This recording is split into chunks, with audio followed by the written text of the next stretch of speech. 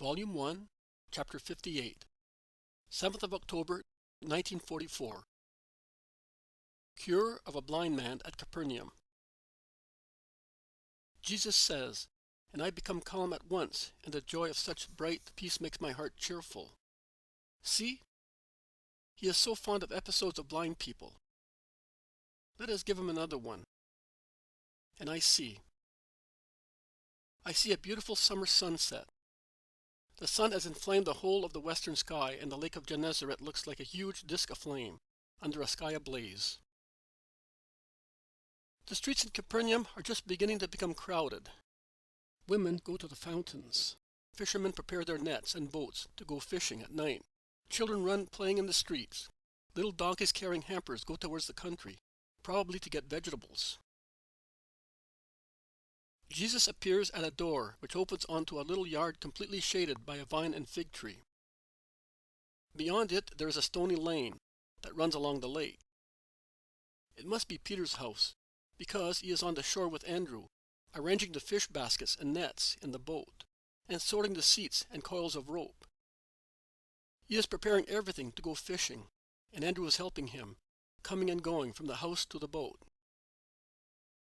Jesus asks his apostle, "Will you have a good haul?" The weather is right. The water is calm. It will be clear moonlight. The fish will come to the surface from the bottom, and my net will drag them. Are we going by ourselves? Oh, Master, how could we manage by ourselves with this type of net? I have never gone fishing, and I expect to be taught by you. Jesus goes down very slowly towards the lake, and he stops near the boat, on the coarse, pebbly sands. "See, Master, this is what we do. I go out beside the boat of James of Zebedee, and we go thus to the right point, both boats together. Then we lower the net. We hold one hand. You said you wanted to hold it." "Yes, if you tell me what I have to do." "Oh, you only have to watch it going down. It must be lowered slowly without making any knots. Very slowly, because we will be in a fishing area, and any harsh movement may drive the fish away. Without knots, otherwise the net would close up, whereas it must be open like a bag, or if you prefer so, like a veil blown by the wind. Then, when the net is fully lowered, we will row gently, or we may set sail, according to the circumstances, forming a semicircle on the lake. And when we understand by the vibration of the safety peg that the haul is good, we head for the shore. When we are almost on the shore, not before to avoid running the risk of losing all the fish, not after to avoid damaging both the fish and net on the stones, we will haul the net in. At this point we must be very careful, because the boats must be so close as to allow one boat to catch the end of the net from the other one, but they must not collide, to avoid crushing the net full of fish. Please, Master, be careful. It is our daily bread. Keep an eye on the net, that jolts may not turn it over. The fish fight for their freedom with strong strokes of their tails. If there is a lot of them, you will understand. They are small things, but if 10, 100, 1,000 get together, they become as strong as Leviathan. The same happens with sins, Peter. After all, one fault is not irretrievable. But if one is not careful in controlling oneself, and one adds fault to fault, at the end a little fault, perhaps a single omission, or a simple weakness, becomes bigger and bigger. It becomes a habit. It becomes a capital vice. At times, one starts with a lustful glance and ends up by committing adultery. At times, while simply lacking charity when speaking to a relative, one ends up by doing violence to one's neighbor. Never, never allow faults to increase in gravity and in numbers if you wish to avoid trouble. They become dangerous and overbearing like the infernal snake himself, and they will drag you down into Gehenna. What you say is right, Master, but we are so weak. Care and prayer are necessary to become strong and obtain help, together with a strong will not to sin.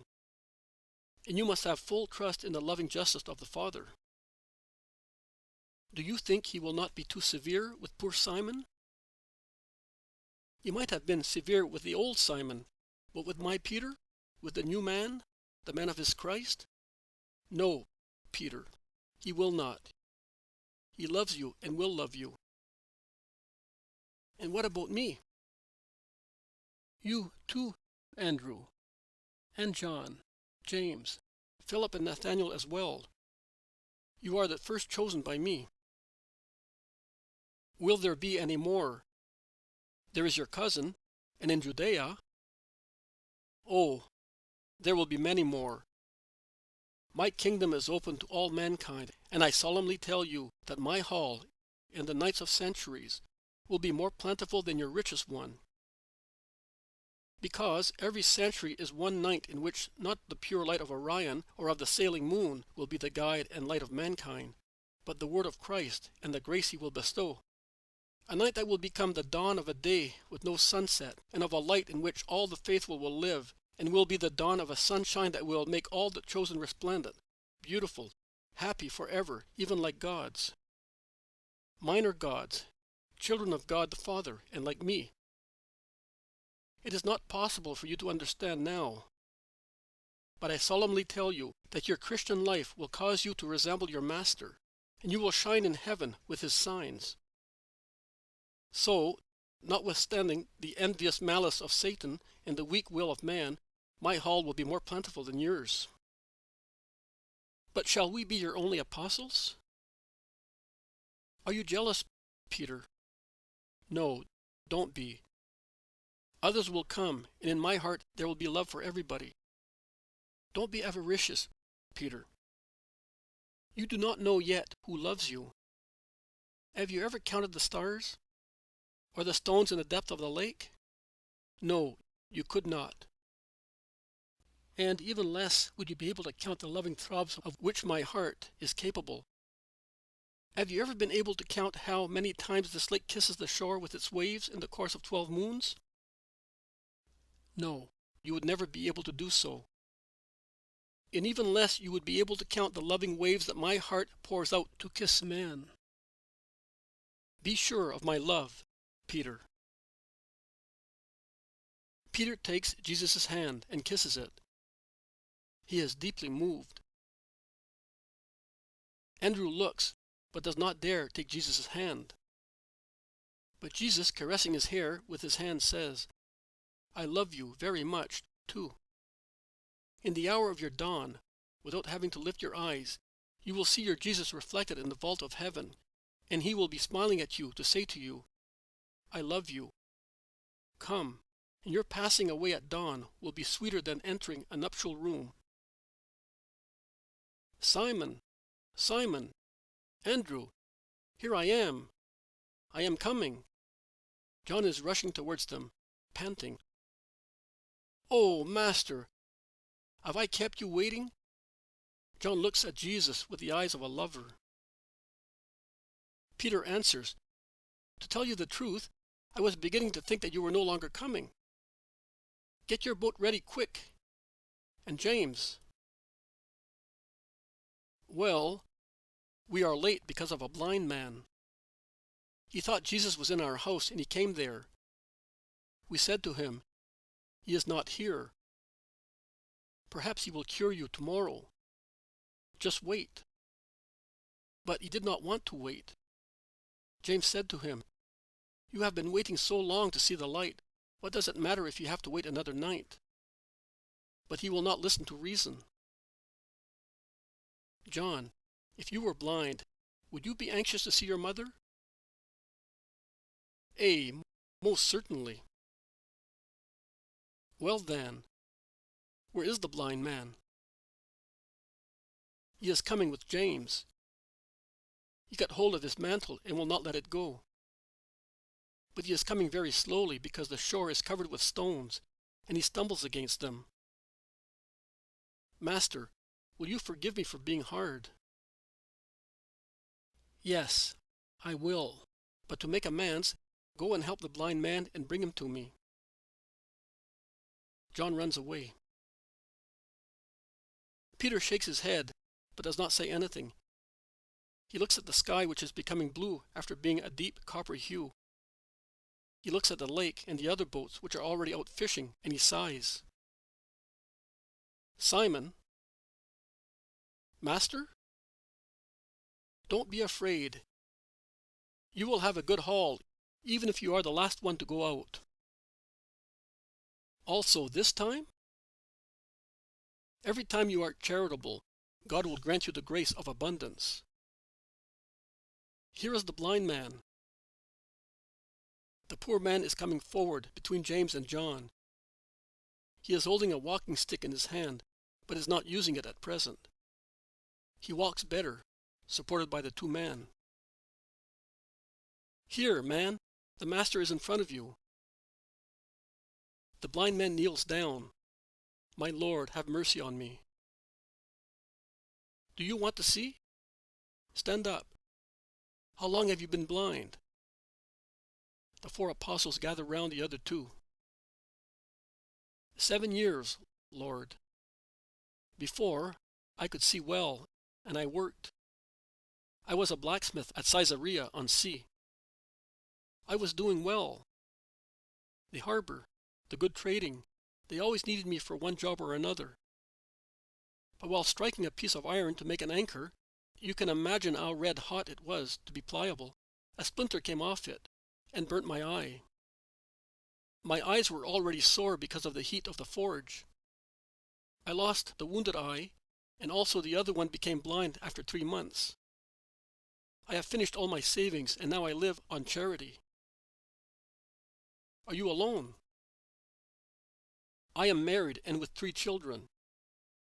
I have not even seen the face of one of them, and I have an old mother. And yet she and my wife earn a little bread, and with what they earn and the alms I take home, we manage not to starve. If I were cured, I would go back to work. All I ask for is to be able to work like a good Israelite and thus feed those I love. And you came to me. Who told you? A leper who was cured by you at the foot of Mount Tabor, when you were coming back to the lake after that beautiful speech of yours. What did he tell you? That you can do everything. That you are the health of bodies and of souls. That you are a light for souls and bodies, because you are the light of God. He, although a leper, had dared to mingle with the crowd at the risk of being stoned, all enveloped in his mantle, because he had seen you passing by on the way to the mountain, and your face had kindled hope in his heart. He said to me, I saw something in that face that whispered to me, there is health there. Go. And I went. Then he repeated your speech to me and told me that you cured him, touching him with your hand, without any disgust. He was coming back from the priest after his purification. I knew him. I had done some work for him when he had a store at Caesarea. I came, asking for you in every town and village. Now I have found you. Have mercy on me. Come. The light is still too bright for one coming out of darkness. Are you going to cure me then? Jesus takes him to Peter's house, in the dim light of the kitchen garden. He places him in front of himself, in such a position that his cured eyes may not see, at first sight, the lake still sparkling with light. The man looks like a very docile child. He obeys without asking questions. Father, your light to this son of yours. Jesus has stretched his hand over the head of the kneeling man. He remains in that attitude for a moment. He then moistens the tips of his fingers with saliva, and with his right hand he touches lightly the open but lifeless eyes. A moment. Then the man blinks, rubs his eyelids as if he were awakening from sleep, and his eyes were dimmed. What do you see? Oh, oh, oh, eternal God! I think, oh, that I can see. I see your mantle. It's red, isn't it? and a white hand, and a woolen belt. Oh, good Jesus! I can see better and better the more I get used to seeing. There is the grass of the earth, and that is certainly a well, and there is a vine. Stand up, my friend. The man, who is crying and laughing, stands up, and after a moment's hesitation between respect and desire, he lifts his face and meets Jesus' eyes. Jesus smiling full of merciful love. It must be beautiful to recover your sight and see that face as the first thing. The man gives a scream and stretches his arms.